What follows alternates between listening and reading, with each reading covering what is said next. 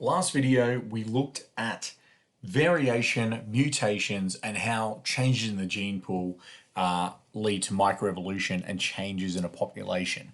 We talked all throughout that video about selection and traits being selected for and good traits and bad traits, etc. But didn't really go into detail on how those processes work. That's what we're going to do in this video, all about natural selection, selective pressures, and selection patterns. This image here from Bioninja is a fantastic little summary for overall how the process of natural selection occurs. Within a population, we have some sort of variation, genetic variation, which can be passed on from one generation to another. We end up with overproduction of offspring, which leads to competition for survival. So if there's no competition for survival, everybody's happy, everybody's going to survive, there's no big deal. What happens when we have that over competition for survival, okay, is that individuals that have more beneficial adaptations are more likely to survive. So they're going to be fitter, as the term is often used, and they're going to survive and pass on their genes. Over many generations of this process, variation, competition, adaptation, and selection, we end up with changes in the allele frequency, which is our evolution. And this all happens through the process of natural selection. We talked previously about Darwin and Wallace both coming up with this theory, which in some cases is called Darwinian Evolution. In some modern cases now it's called Darwin-Wallace Evolution, but most often summarized as natural selection. That was the mechanism that they proposed. It's the process in which individuals with certain inheritable or heritable traits survive and reproduce more successfully than others. And that leads to evolutionary change in the population. So this being able to survive and reproduce more successfully is often referred to as being fitter, hence the term or the phrase survival of the fittest. Those favorable traits are selected for by nature, okay, and they become more common in later generations. The reason that it's called natural selection is because Darwin likened this to artificial selection seen in agriculture and in breeding of dogs and other domesticated animals, where favorable traits were deliberately selected for by the humans in terms of which got to breed or not. But this is all happening in nature, which means it is a slower process, but it still occurs nonetheless. So we look at the example here. You've got a population of mice that have moved into a new environment where the rocks are all very dark. Now, this population naturally has variation in that we have some dark mice, okay, and we have some tan or lighter colored mice. Now, in this area, there are predator birds that are going to eat some of the mice, okay? Some of the mice are eaten. Now, the tan mice are significantly more visible to the predatory birds than the black mice, so they're going to get eaten at a higher frequency. Now, that means that come mating time, there's going to be a lot more black mice that are going to be able to mate and therefore leave offspring. So what that means is those mice reproduce, and then in the next generation, because black mice had a higher chance of surviving to reproduce and therefore passing on their genes to offspring, then we have a higher proportion of black mice in that next population than we do of tan mice. And if we look at the allelic frequencies, we look at the gene pool, that would be reflected there as well. So this is the process of natural selection. We're not getting an entirely new species here, so we're just talking about microevolution. There are about 4 principles that natural selection is reliant on, and that's basically what we looked at in that first image. First and foremost, individuals within a population must show variation in their phenotypes. If there's no variation, there's nothing for natural selection to act upon. So first and foremost, we need variation in phenotypes. Then we need to know that that variation is due to different alleles and is therefore inheritable. So in order for natural selection to occur, we must have heritable variations. Then we need overproduction in that population. So overproduction just means there's more organisms than there is the capacity to survive. We know this through limiting factors in our ecology unit previously. Now, whether they're struggling over shelter, whether they're struggling over food, water, whether they're struggling over a lack of mates, or whether they're all struggling to survive from predators preying on them. What happens is more offspring are born than can survive. Okay?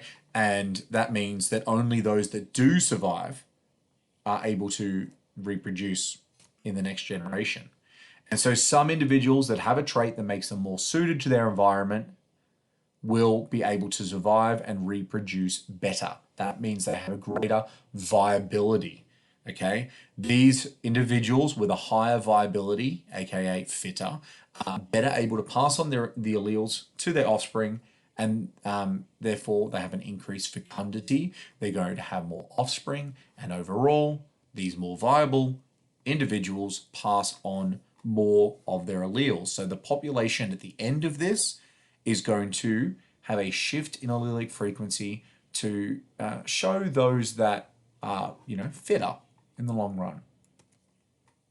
It's an incredibly common schematic diagram you'll see that illustrates the process of natural selection. And this one's looking particularly at a mutation creating variation. Now, this similar diagram could be used in a situation where variation already occurs, but environmental conditions change. What this diagram's showing is that we've got an individual organism, or a type of organism, a species of organism, and some sort of mutation arises that creates variation. Okay? We need overproduction to occur, remember, but what happens is the unfavorable mutations are selected against. So in this case, the palest variation is selected against. Those that survive are able to reproduce, and they do so passing on their genes. Okay, so reproduction and potentially any other mutation occur. Favorable mutations are again more likely to survive, and then they reproduce, and so on. And over time, we see this population change. So individuals which have higher fitness, higher viability, and higher fecundity are more likely to survive and reproduce, and that leads to what we call adaptive evolution. Changes in a population that make it more suited to its environment. Natural selection itself is not evolution. This is a common misconception. Natural selection is the mechanism through which adaptive evolution occurs. So adaptive evolution is the end result. Natural selection is the way we got there. Okay? Darwin believed that naturally occurring selection pressures would act on traits in a population, and he had observed this as he traveled. And he said that the selection pressures that increased viability and fecundity were things like this: competition between species for food and territory, and also within species for food or water or territory or nesting places. So competition with other species, and also competition within its own species. Predator-prey relationships, he said, were also instances of naturally occurring selection pressures, and predator-prey evolutionary arms races throughout the animal kingdom are an incredible case study in how evolution works. And then we have sexual selection of traits that attract mates. So that meant that if an organism was not necessarily fitter, in that not necessarily better able to survive, but if they were more sexually desirable, then they would get to breed more, and as a result, their traits are selected for, whether it make them fitter or not. We have three main patterns of selection that we are going to look at. The first is known as stabilizing selection. Okay, so this stabilizing selection is when the environment of an organism is not changing. They're going through a period of relative steadiness, and selection pressures will act against the extremities, basically. They'll act against deleterious or negative alleles, creating an optimal phenotype, and it tends to make everything a lot more middling, a lot more mid. Okay, we get rid of the extremes on both ends and end up with selection for a sort of medium phenotype. And this makes the population a lot more uniform as it gets rid of those varied mutants on either end. Okay, so we're going from a broader, flatter bell curve shape, as seen in that graph there, to a steeper, narrower bell curve. That's known as stabilizing selection, and it makes the population a lot less varied. Then we have directional selection. Directional selection leads to a change in a trait over time. So it's a result of the environment causing selection pressures favoring a particular sort of extremity of traits. So if we're using the same beetle color example as we saw in the last slide, something might be happening here where they've moved into a new environment with darker soil. Okay, or for some reason the soil has gotten darker, let's say, just like we're experiencing right now. Increased rainfall leads to increased moisture in the soil, which makes it darker. Okay, so the darker individuals have an advantage now. They're going to blend in a lot more than the paler individuals. So over time, the paler individuals are being selected against. Those bad boys are being killed off.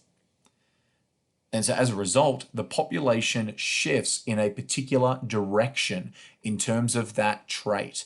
And so that's why it's called directional selection. It basically picks one of the extremes, one of the ends, and shifts towards that.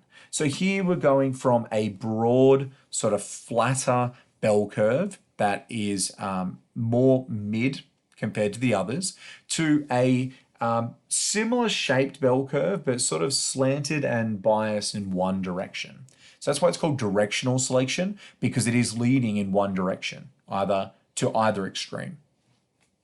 Then we have disruptive selection, which is sometimes known as diversifying selection. And it's when selection pressures favor extremes on both ends, as opposed to directional selection where it favors one end or the either. This is favoring both ends. So an example here is if beetles move into a new environment with patches of light green moss and dark green shrubs, then both light and dark green beetles might be better hidden. Okay, if the light green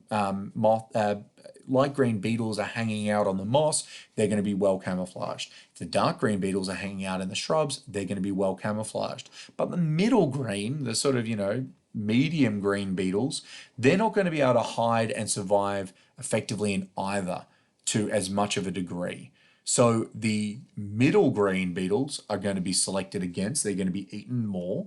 And as a result, the population has multiple peaks, with it shifting from a single peaked sort of flat broad bell curve to two smaller bell curves on either end. So we end up with basically two distinct populations popping up, the light green beetles and the dark green beetles. Now this disruptive selection over time could result in two new species of beetle in this case. As with the others, we can result in new species, but this one, we could see them popping up as well. Some examples there, just summarizing the three different types of selection patterns: stabilizing, directional, and diversifying. So it gives you examples there of all three. And we can have a look in that bigger graph of actually looking at real life data. So this has been taken from a scientific paper where they looked at the effect of drought on Galapagos Island finches, and they looked at drought years and the average beak depth. And they found that from 1976 to 1978, there was an overall shift in the average beak depth, which was directional because it led towards deeper beaks. So they found that over that 2-year period, our directional selection was acting more favorably towards those finches with a larger beak. And that's a fantastic example of natural selection in action. As I said, this is from a research article. If you have a look online, there's actually some fantastic data that you can grab and work with on this topic. But for now, that's everything on natural selection. Okay, tune into the next video where we start looking at speciation and macroevolution.